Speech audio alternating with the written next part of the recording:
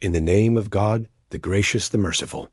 And when they despaired of him, they conferred privately.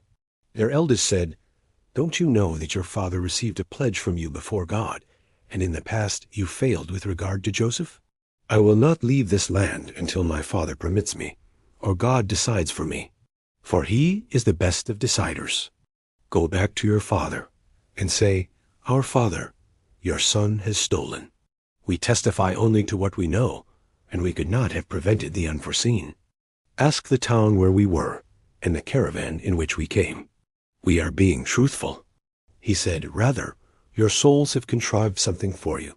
Patience is a virtue. Perhaps God will bring them all back to me.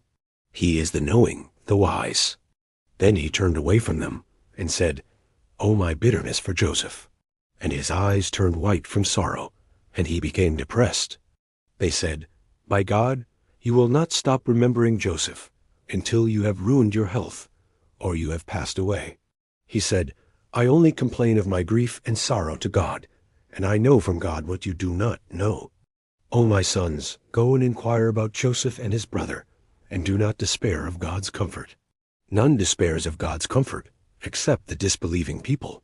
Then, when they entered into his presence, they said, "Mighty governor, adversity has befallen us and our family. We have brought scant merchandise, but give us full measure, and be charitable towards us. God rewards the charitable." He said, "Do you realize what you did with Joseph and his brother in your ignorance?" They said, "Is that you, Joseph?" He said, "I am Joseph, and this is my brother. God has been gracious to us.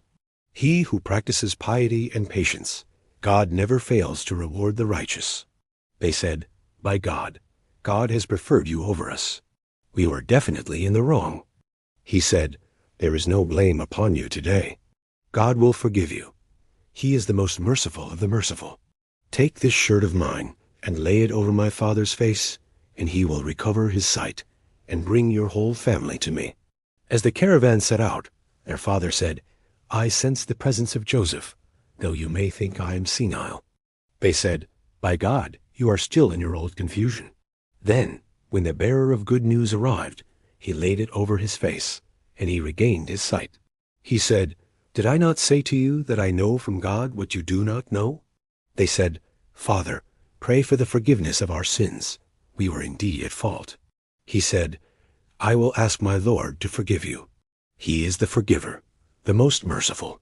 Then, when they entered into the presence of Joseph, he embraced his parents and said, "Enter Egypt, God willing, safe and secure."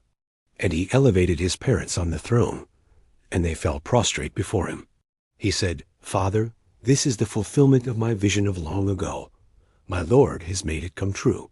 He has blessed me when he released me from prison and brought you out of the wilderness, after the devil had sown conflict between me and my brothers. My Lord is most kind towards whomever he wills. He is the all-knowing, the most wise. My Lord, you have given me some authority and taught me some interpretation of events.